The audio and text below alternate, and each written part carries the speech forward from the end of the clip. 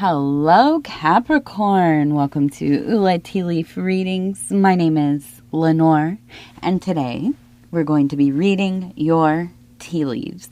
But first, we're going to pull a card just to kind of get the energy of the reading. We have the Empress. Thank you. This is such a great energy. I am so glad to be here to witness it because hopefully it will, rub off of my own life a little bit. This is a card of renewal, of rebirth, of growth and life and abundance, right? Having the ability to not only control our reactions, but to really channel our energies, our pathways. I guess they're energetic pathways through our bodies, our emotions, our minds, our psychic spaces. This is what the Empress is all about. Okay, so I love seeing that card. I know that there is order coming to all the things of your life, but it's not a rigid order like we would see with the Hierophant or, the High Priest, right? Or even the Emperor, okay? These kind of very law-minded, academic-minded kinds of thinking, right? We have the Empress and we have the High Priestess, and this is often more of a, it's not just intuition. Like we always are, it's all the intuition of the feminine. And yeah, I mean, that's part of it, but there is a functional understanding of how systems work versus more of the abstract kind of weaving together of data, right? So I would say that's more masculine, the system, the building of the system, where the feminine energy here would be more like understanding how to navigate those systems, how to operate within them, and not only that, thrive. Okay? All right, so we're going to take a look here. We're going to see what the tea leaves have to say. And I want to say thank you so much for clicking on the reading. It is always such a great honor for me to be able to do these readings and to share in your energies. If you want to like, subscribe, or leave a comment, I'd love to hear from you.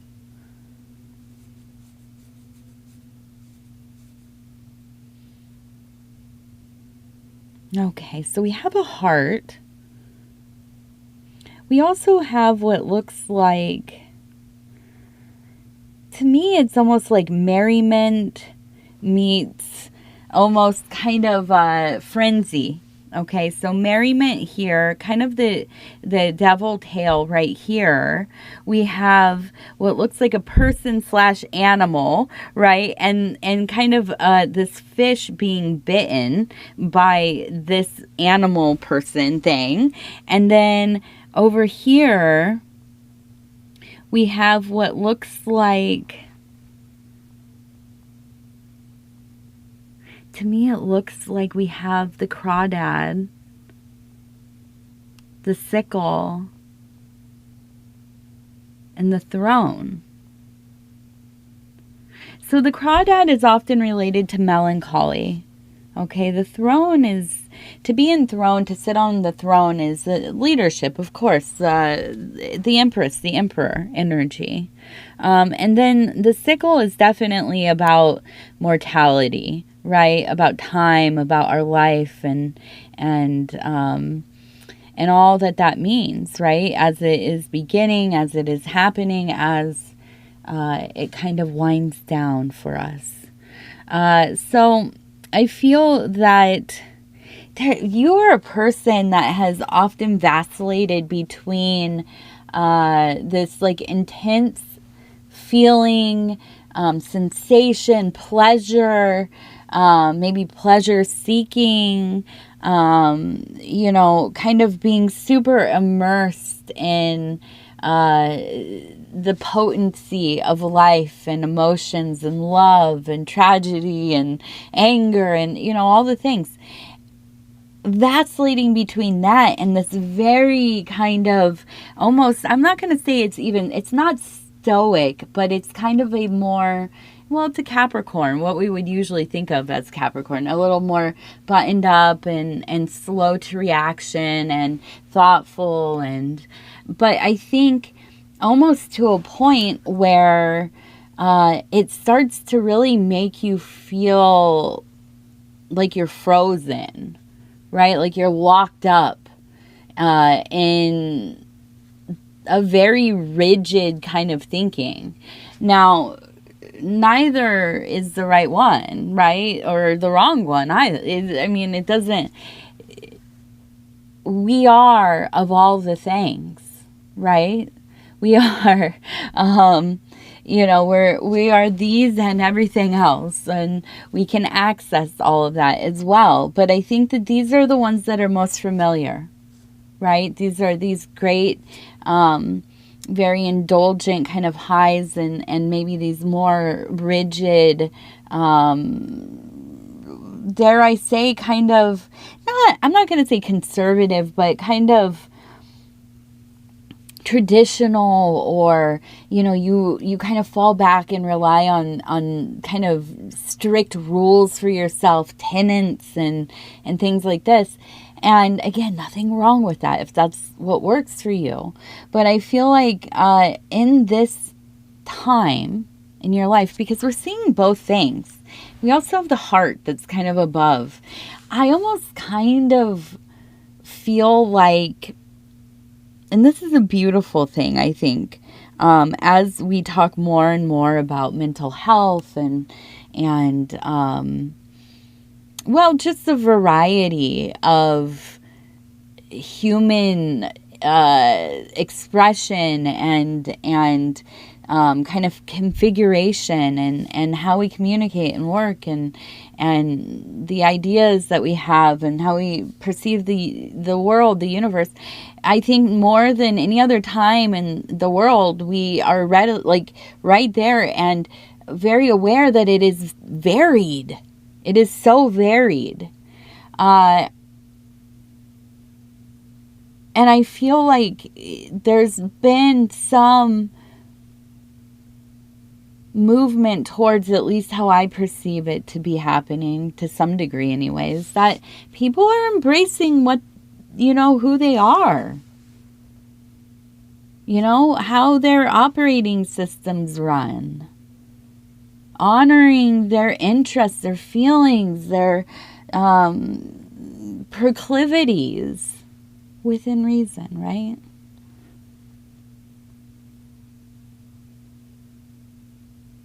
I know that the world feels very scary right now. It really, for all of us. Who isn't like, what the heck is going on? But I also feel like, despite what you will see on your phone, on a screen, what people are saying, if you really look at the world around you, the people around you, both online and offline, people are expressing themselves, at least in my algorithms, right? Are expressing themselves in ways that they never could before. People are living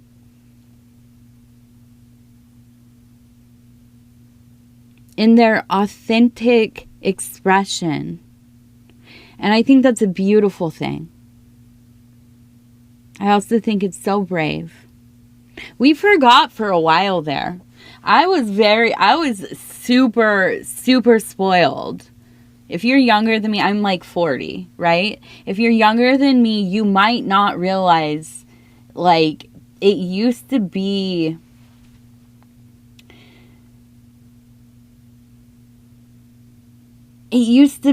like... It used to feel like we could just say anything and do anything, and because nobody was filming us.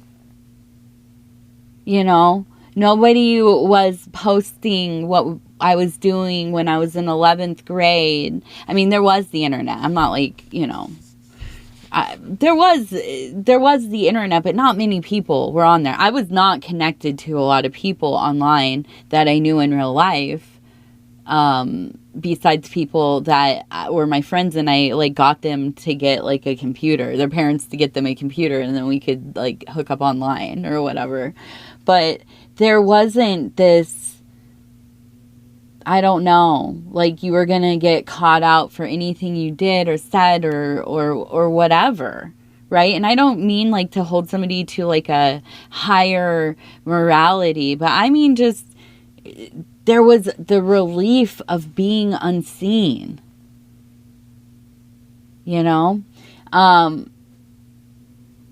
So these days when I see that more and more people are kind of just saying it, they're just saying it. They're saying it, they're doing it, they're creating, they're dressing how they want, they're, liking really, whatever varied things. To me, it's beautiful. I look at this, and I know I've been carrying on here, but I look at this and I feel like for you, you're really at a place where you are embracing these aspects of self. Okay. So sometimes, like, you just want to freaking feel good. And go explore the world and meet people and be with people and, commune and have experiences that make you feel like great impressions of existence, right? And that's okay. It can feel, I think for a lot of people, it feels selfish. It feels like you're crazy. It feels like you are irresponsible. And I'm not saying go get addicted to something and party it out, day in and day out. I mean, if you want to do that, please be safe, of course. But I'm not one to judge what people choose to do with their lives.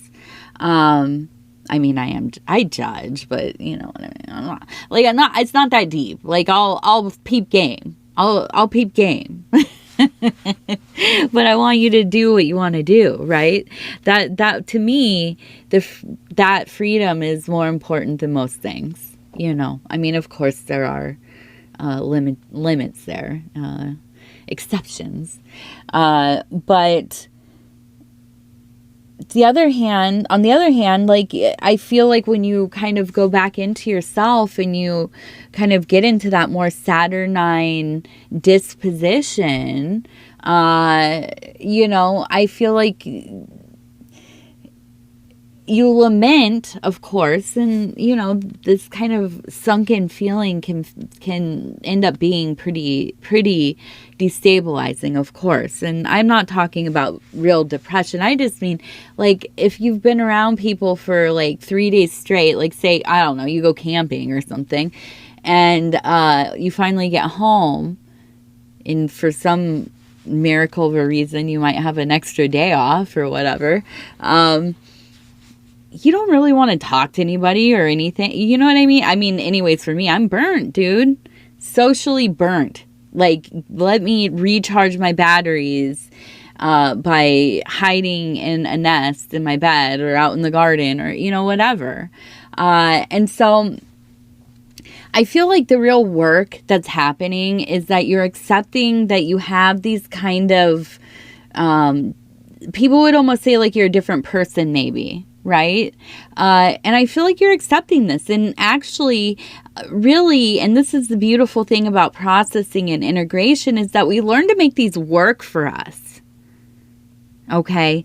Now, I'm a lifelong, I have a variety of things going on. CPTSD and depression, general anxiety, social anxieties, ADHD, spectrum, all the things, right? and it's like, I don't know. You have to, in my opinion, in my humble opinion, at some point we just have to realize that we are better selves when we take care of ourselves the way that we need to, even if that doesn't make sense for other people. Like if they look at you and they think, oh, they're lazy, or oh, they're, constant, they're so busy, they're a workaholic, they're obsessive or neurotic, or I don't know, just like all the things, right, that we like. I don't know what you kind of get maybe self-conscious about, but for me anyways, I can get into a very sunken depression. I forgot what I was saying, and I think I got back to it. Thank you. And I understand it can get but at the same time, if we can get into that, not totally sunken place, but somewhere in there, if that's where we find ourselves, right? These are the times where we can find things that kind of coincide with being in those places. And what do I mean by that, right? Like if I know every winter I live on the tundra, right, in the cold, and I know it's going to be difficult months, January, February, once, we're in deep winter. I know I'm going to be slowing down. I know I'm going to be just drained, a lot emotionally, mentally. I haven't had a lot of sun, I'm not outside as much as I like to be, so on and so forth. So we prepare ourselves, and I know this is like when I'm going to be reading more. This is when I'm going to be doing projects that aren't super strenuous, This is where I'm going to be really allowing myself to go into those kind of creative mind spaces, the imaginarium, if you will. And so with this heart here, I see you really taking these parts of self and sublimating, right? Turning them into something that feels meaningful to you. Okay, so making these different periods of time places where you can express yourself more deeply, or maybe when you're feeling a little more kind of buttoned up and all that, this is where you really lean into your work, or your studies, or your research, or your, home projects, or whatever it is. But what I see is that there is a beautiful balance that's coming to your life. Okay. I also see it looks like a person holding a cup, and then we have a rose. So I do feel like there is some kind of emotional mystery that is unfolding in your life. It feels like maybe a kindness, a friendship of some kind. It feels easy, I think. Easy and warm. And I think this is something that really I think you have been seeking or hoping for, just to have somebody that it's not, it's not always so difficult, or it's just kind of, not a casual friendship so much as like one that is soft. Okay. And that feels like something kind of new for you.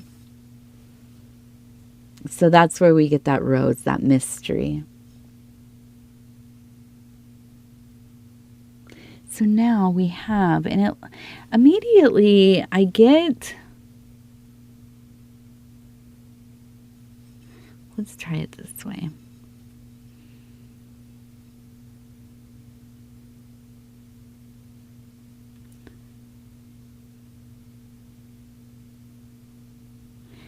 So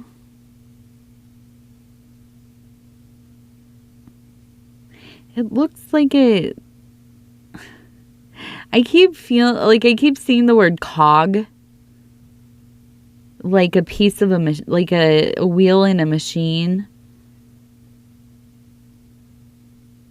And we also have, it looks like the Prince of Wands. And just, I feel like somebody that's like all over the place. We also have a turtle, a frowny, and some kind of like turnaround.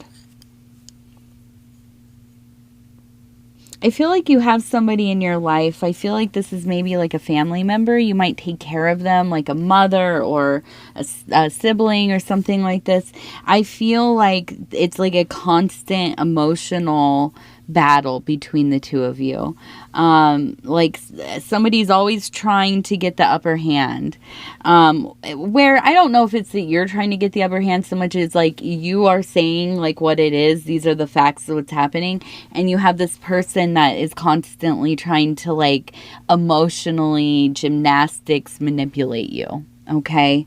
I feel that this is something that you just kind of put up with. It doesn't make you very happy, but I don't see you like dipping on them. I see you staying in it.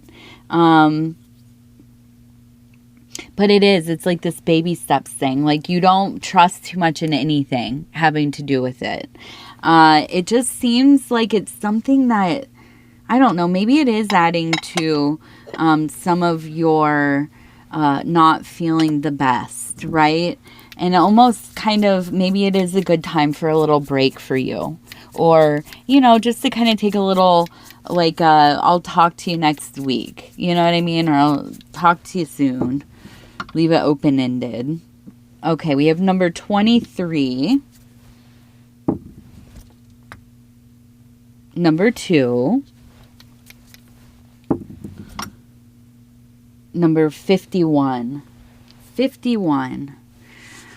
All right, Capricorn, I want to tell you I love you because I do, and I thank you for being here with me.